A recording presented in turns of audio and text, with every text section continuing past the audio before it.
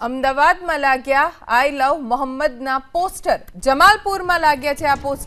poster કોણે અને ક્યારે લગાડ્યા તે અંગે મોટો સવાલ ઈદના પર્વ નિમિત્તે પોસ્ટર લગાડ્યા હોવાની માહિતી છે પોસ્ટર અંગે ધારાસભ્ય ઇમરાન ખેડાવાલાએ નિવેદન આપ્યું તેમણે કહ્યું કે ઈદે મિલાદના તહેવારમાં આ પોસ્ટર લગાવાયા હતા નવા બેનર કોઈ પણ સ્થળે લગાડવામાં નથી આવ્યા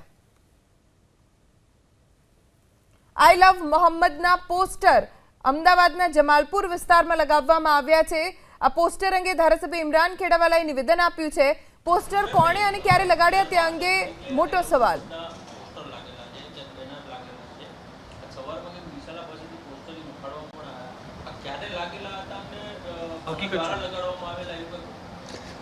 આપને સૌથી પહેલા તો કહું કે ઈદે મિલાદનો જે તહેવાર હતો ઈદે મિલાદનો તહેવાર આખા ભારત દેશના અંદર ઉજવાય છે અને આખી દુનિયામાં ઈદે મિલાદ ઉજવાય છે જ્યારે અમદાવાદ શહેરના અંદર પણ ઈદે મિલાદનો જુલુસ ત્યારે નીકળ્યો ત્યારે આઈ લવ મોહમ્મદના બેનર એ સમયમાં લાગ્યા હતા ઘણી જગ્યાએ બસ સ્ટોપ પર બી આજે પણ લાગેલા છે અને અત્યારે પણ ઘણી જગ્યાએ રોડ સાઈડ પર લાગેલા છે મારા જાણવા મુજબ જે પ્રમાણે અત્યારે કોઈ પણ જાતના બેનર નવા કોઈએ લગાડ્યા નથી આ બેનર લાગેલા છે ઈદે મિલાદ સમયના જ છે અને લોકોએ આઈ લવ મોહમ્મદના બેનર એટલા માટે લગાડ્યા કે ભાઈ જે દુનિયામાં જે શાંતિનો સંદેશો આપ્યો છે એ પૈગંબર સાહેબનો જન્મદિવસ હોય છે એ પૈગંબર સાહેબના જન્મદિવસે દરેક લોકોએ પોતાના ઘર પાસે પણ પોતાના મહોલ્લામાં અથવા તો કોઈ જગ્યાએ કોઈ મોટા કાર્યક્રમ થતા હોય ત્યાં આ પ્રકારના બેનરો લાગેલા હતા જે પ્રમાણે આજે સોશિયલ મીડિયાના અંદર જે એક ટ્રેન્ડ ચાલી રહ્યો છે કે આઈ લવ મોહમ્મદના બેનર સામે ઘણી બધી સંસ્થાઓ તરફથી કે ઘણા બધા સોશિયલ મીડિયાના અંદર મેં જોયું કે સામે બીજા લોકોએ પણ આઈ લવ મહાદેવ આઈ લવ ગણેશ દરેક લોકોએ આ પ્રકારના સામે બેનર અને સોશિયલ મીડિયાના અંદર આ પ્રકારની સોશિયલ પોસ્ટ મૂકી છે મારે લોકોને અપીલ કરું છું લોકોને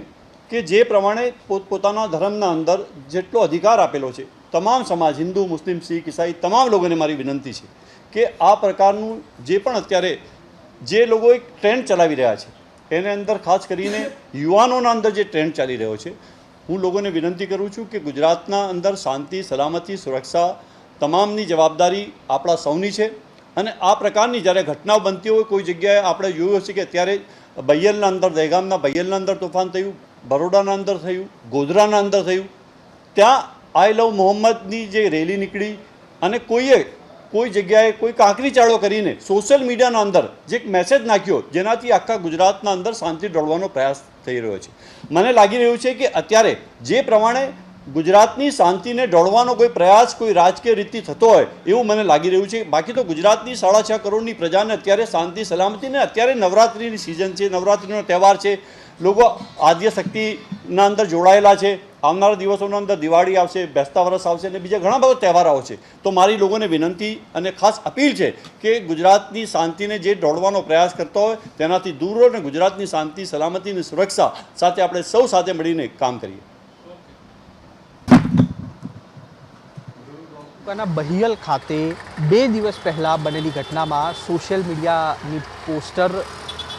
જવાબદાર માનવામાં આવી રહ્યું છે અને આ પ્રકારની સ્થિતિ અમદાવાદના જમાલપુર વિસ્તારમાં જોવા મળી છે સ્થાનિક નેતાઓને પૂછપરછ કરતાં તેઓ સમગ્ર મામલે અજાણ જોવા મળ્યા છે પરંતુ અલગ અલગ સ્થળો પર લાગેલા આ પ્રકારના જે પોસ્ટર છે જેના કારણે દહેગામના બહિયલમાં કોમી હિંસા જન્મી હોય તે પ્રકારની પરિસ્થિતિ જોવા મળી છે જોકે આ પોસ્ટર છે તે ક્યારે લાગ્યા છે અને કોના તરફથી લગાવવામાં આવ્યા છે તેને લઈને હજી સુધી કોઈ માહિતી નથી મળી શકી પરંતુ ગાંધીનગરના દહેગામ ખાતે આવેલ બહિયલમાં જે ઘર્ષણ થયું હતું તેના પાછળ આ આખો ટ્રેન્ડ જે સોશિયલ મીડિયામાં ચાલતો આવી રહ્યો છે તે કારણભૂત માનવામાં આવી રહ્યો છે અને અમદાવાદ શહેરની વાત કરીએ તો અમદાવાદના પણ અલગ અલગ વિસ્તારોમાં આ પોસ્ટર છે તે હાલ લાગેલા જોવા મળી રહ્યા છે જેમાં અમદાવાદના સરખેજ વિસ્તારમાં મક્તમપુરા વિસ્તારમાં જમાલપુર વિસ્તારમાં આ પ્રકારના જે પોસ્ટર છે તે લટકતા જોવા મળ્યા છે જેના કારણે અનેક સવાલ ઊભા થઈ રહ્યા છે કેમેરામેન ડાર ભાવસાર સાથે કુશાંક સોની એબીપી અસ્મિતા અમદાવાદ